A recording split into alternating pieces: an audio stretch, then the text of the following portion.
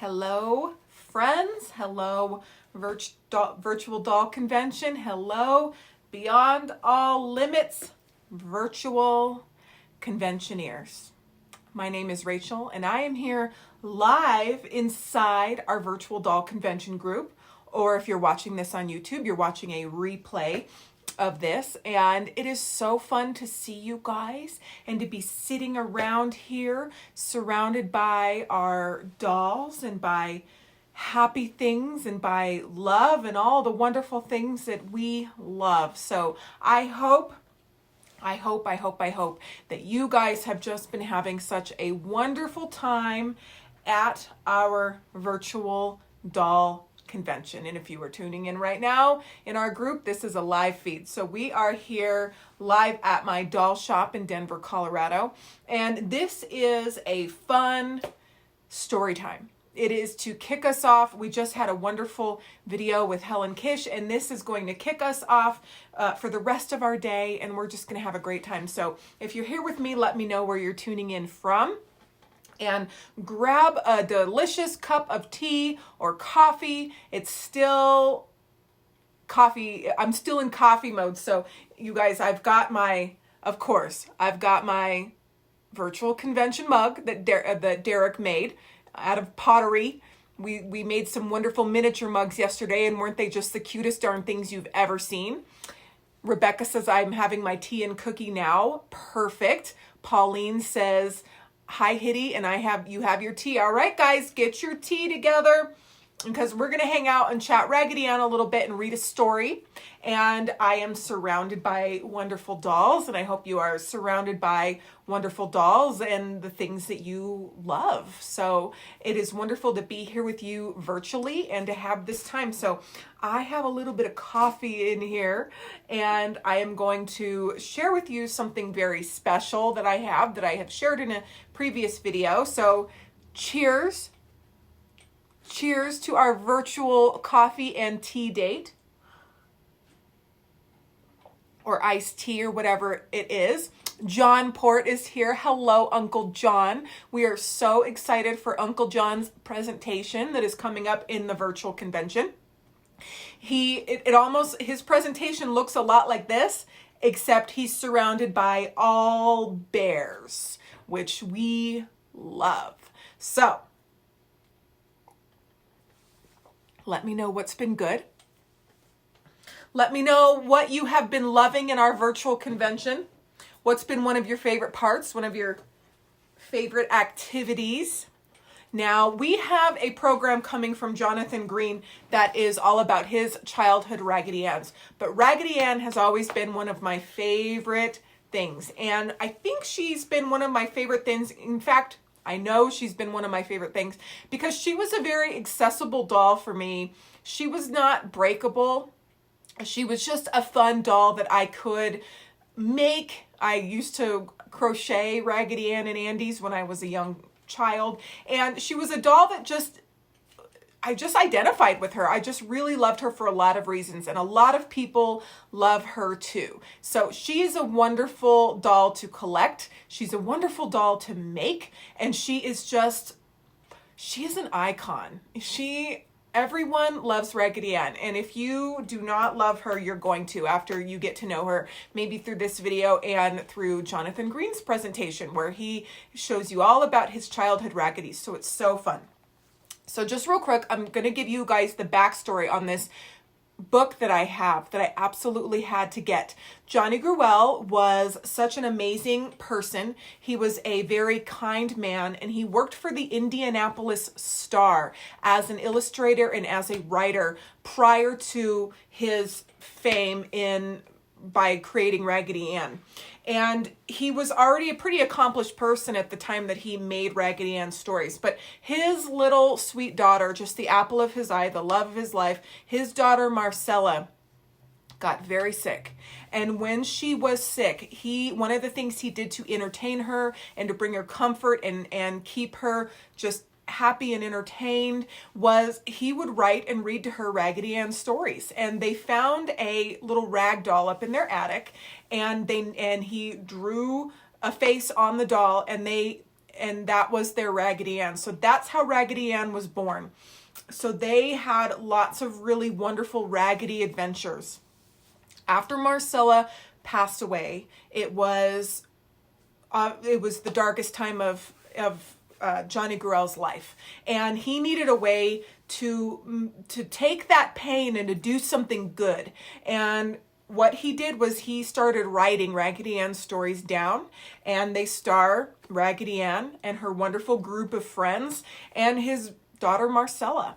So they're all wonderful stories. Raggedy Ann is such a happy person, and all of her friends are so much fun. But this particular book is really wonderful because it has a sweet provenance, which I'm going to share with you real quick. So there's Marcella and Raggedy Ann right there, sitting on a tree, on a little hillside, having a wonderful time. So when Johnny Gruelle came out with his first book, which is this one right here, he went on a campaign across the country. They took a bus and they put Raggedy Ann's in the window, and he went on a book campaign with his wife and his 2 sons. And they went everywhere. And one of the stops that they did was a local school where Johnny, this was a local bookstore. And Johnny invited a bunch of children to come, and he was reading the stories, and he was sketching little sketches for all these little kids, and they were just having so much fun with him. And when a little girl named Helen came, so when he was sketching the camel with the wrinkled knees, which here's one of the books. So there's the camel with the wrinkled knees. Isn't he so cute? Isn't that book so cute? When Johnny was sketching this, a little girl named Helen was in the crowd, and she said to Johnny that she could do a better sketch of the camel with the wrinkled knees. And this was Helen's book. So there's a little story in the paper about this meeting. And so Johnny said, okay, go ahead and draw the camel with the wrinkled knees. And Helen did. She was a little 5-year-old girl. And there's her little drawing. So cute. 5.5. And Johnny said to Helen, with many happy wishes, Johnny Gruelle. And there he drew a quick sketch of the camel with the wrinkled knees. And then he said, and you can draw the camel much better. Isn't that so sweet? And this was Helen's doll. This was Helen's little Raggedy Ann. So she needs to go to the clip and curl. We're gonna put her little curl back up there. But this is the doll that came with the book. And so when I had the opportunity to purchase this, I had to, because it's just so wonderful to have a provenance. And so I have Helen's doll and Helen's book. And Johnny Gruelle, Johnny Gruelle was so special. And I've always wanted a piece of his ephemera. And so when children and his fans would write in and write him letters, he always responded. And not only that, he would write them a sketch. He would draw them a sketch. So he always went the extra mile, and he was just such an amazing man. So I love Johnny. We love Johnny. I got a couple little dolls here. We have the little Blink that Stanley fixed. Isn't that amazing? If you guys saw Stanley's repair video, there he is, feeling and looking so much better. So we're going to read a little story. So I am so excited that you are here. Please let me know where you are tuning in from. Please let me know if you are enjoying this convention. I have been having the absolute best time, and I am so thrilled that we can all come together, actually go somewhere and have this incredible experience of connection and friendship without even having to leave our houses. We are so fortunate, and I am so glad to be here with you guys.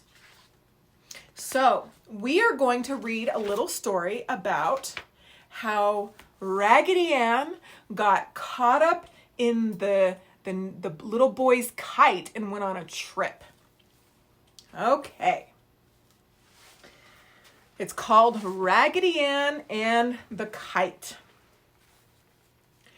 Raggedy Ann watched with interest the preparations. A number of sticks were being fastened together with strings and covered with light cloth. Raggedy Ann heard some of the boys talk of the kite. So Raggedy Ann knew it must be a kite. When the tail had been fastened to the kite and a large ball of heavy twine tied to the front, one of the boys held the kite up in the air and another boy walked off, unwinding the ball of twine.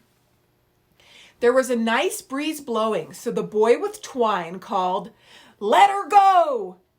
and he started running. Marcella held Raggedy up so that she could watch the kite sail through the sky. How nicely it climbed. But suddenly, the kite acted strangely, and all the children shouted advice to the boy with the ball of twine. And the kite began darting its way, this way and that way, finally making 4 or 5 loop-de-loops until it crashed. It crashed straight to the ground. "It needs more tail on it," one boy shouted. Then the children asked each other where they might get more rags to fasten to the tail of the kite. There's Raggedy Ann and the kite. "Let's tie Raggedy Ann to the tail," suggested Marcella. "I know she would enjoy a trip way up in the sky." Now, would you do that to your doll? I don't know if I would. The boys all shouted with delight at this new suggestion. Of course they did. So Raggedy Ann was tied to the tail of the kite. This time, the kite rose straight up in the air and it remained steady. The boy with the ball of twine unwound it until the kite and Raggedy Ann were way, way, way up far away. How Raggedy Ann enjoyed being up there. She could see for miles and miles and miles, and how tiny those little children looked. Suddenly, a great puff of wind came up and carried Raggedy Ann streaming way out behind the kite. She could hear the wind singing on the twine as the strain increased. Suddenly, Raggedy Ann felt something rip. It was the rag to which she was tied, and each puff of wind caught her and the rip widened. When Marcella watched Raggedy Ann rise high above the field, she wondered how much Raggedy Ann enjoyed it and wished that she, too, might have gone along. But after the kite had been up in the air for 5 or 10 minutes, Marcella grew a little restless. Kites were rather tiresome, and there was more fun in tea parties out under the apple tree. "Will you please pull that kite down now?" she asked the boy with the twine. "I want Raggedy Ann." "Let her ride up there," the boy replied. "We'll bring her home when we pull the kite down. We're going to get another ball of twine and let her go higher." Marcella did not like to leave Raggedy Ann with the boys, so she sat down on the ground and waited until they pulled down the kite. But while Marcella watched Raggedy Ann, a little dot in the sky, she could not see the wind ripping the rag to which Raggedy was tied. Suddenly, the rag parted and Raggedy Ann went sailing away as the wind caught in her skirts. Marcella jumped from the ground, too surprised to say anything. And the kite, released from the weight of the Raggedy Ann, began darting and swooping to the ground. "We'll get her for you," some of the boys said when they saw Marcella's very troubled face, and they started running in the direction that Raggedy Ann had fallen. Marcella and the other girls ran with them. They ran, and the last they found the kite on the ground with one of the sticks broken. But they could not find Raggedy Ann anywhere. "She must have fallen almost in your yard," a boy said to Marcella. for the kite was directly over here when the doll fell. Marcella was heartbroken. She went into the house and she laid down on the bed. Mama went out with the children and tried to find Raggedy Ann, but Raggedy Ann was nowhere to be seen. When Daddy came home in the evening, he tried to find Raggedy, but met with no success. Marcella had hardly eaten any dinner, nor could she be comforted by Mama or Daddy. The other toys in the nursery lay forgotten and were not put to bed that night, for Marcella lay and sobbed and tossed about in her bed. Finally, she said a little prayer for Raggedy Ann and went to sleep. And as she slept, Marcella dreamed that fairies came and took Raggedy Ann with them to fairyland for a visit and then sent Raggedy Ann home with her. But she awakened with a cry. Of course, Mama came to her bed right away and said that Daddy would offer a reward in the morning for the return of Raggedy. "It was all my fault, Mama," Marcella said. "I should have never offered her to the boys, dear old Raggedy Ann, to tie to the tail of the kite. I should have just never done it. But I know the fairies will send her back." Mama took Marcella in her arms and soothed her with cheering words, although she herself felt indeed that Raggedy Ann was truly lost and never to be found again. Now, where do you suppose Raggedy Ann was this entire time? When Raggedy Ann dropped from the kite, the wind caught in her skirts and carried her along until she fell in the fork of the large elm tree right above the house. When Raggedy Ann fell with a thud, face up in the fork of the tree, two robins who had a nest flew by, chattering away. Presently the robins returned and quarreled at Raggedy Ann for lying so close to their nest. But Raggedy Ann only smiled at them and didn't move.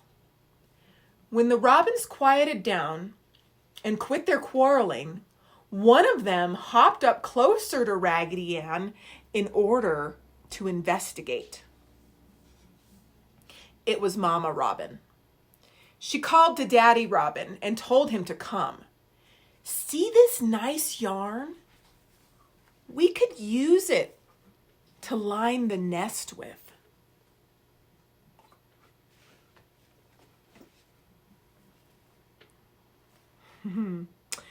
Poor Raggedy Ann. So the robins hopped closer to Raggedy Ann and asked her if they might have some of her yarn to line their nests. Raggedy Ann smiled at them.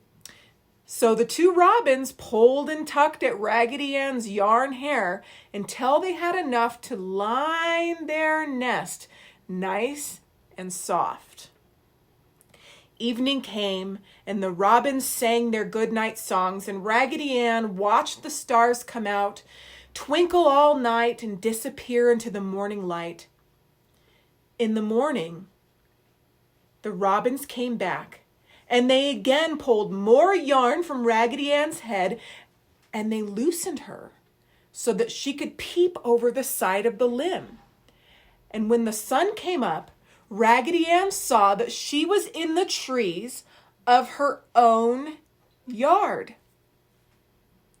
Now, before she could eat any breakfast, Marcella started out to find Raggedy Ann. And it was Marcella herself who found her. And this is how she did it. Mama Robin had seen Marcella with Raggedy Ann out in the yard many times, so she began calling, "Cheery, cheery," and Daddy Robin started calling, "Cheery, cheery, cheer up, cheerily, cheerily, cheery, cheery." And Marcella, looking up into the tree above the house to see the robins, discovered Raggedy Ann peeping over the limb, looking at her. Oh, how her heart beat with happiness. "Here is Raggedy Ann," she shouted. And Mama and Daddy came out and saw Raggedy Ann smiling at them. And Daddy got the clothes prop and climbed out of the attic window and poked Raggedy Ann out of the tree until she fell into Marcella's arms. She was hugged in a tight embrace. "You'll never go up in that kite again," said Marcella, "for I felt so lost without you. I will never let you leave me again."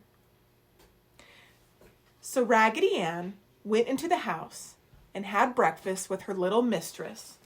And Mama and Daddy smiled at each other when they peeped through the door into the breakfast room. For Raggedy Ann's smile was wide and very yellow. And Marcella, her heart full of happiness, was feeding Raggedy Ann part of her egg. The end. We will be back with more Raggedy Ann stories in the future, but I hope you guys enjoyed our little story time here. You are never too old for story time. You are never too old to play with dolls and teddy bears. You are never too old to dream and to have fun and to laugh and to play and to do all the wonderful things that we did as children that we can do and should do as adults. And sometimes we forget, or sometimes we think we shouldn't.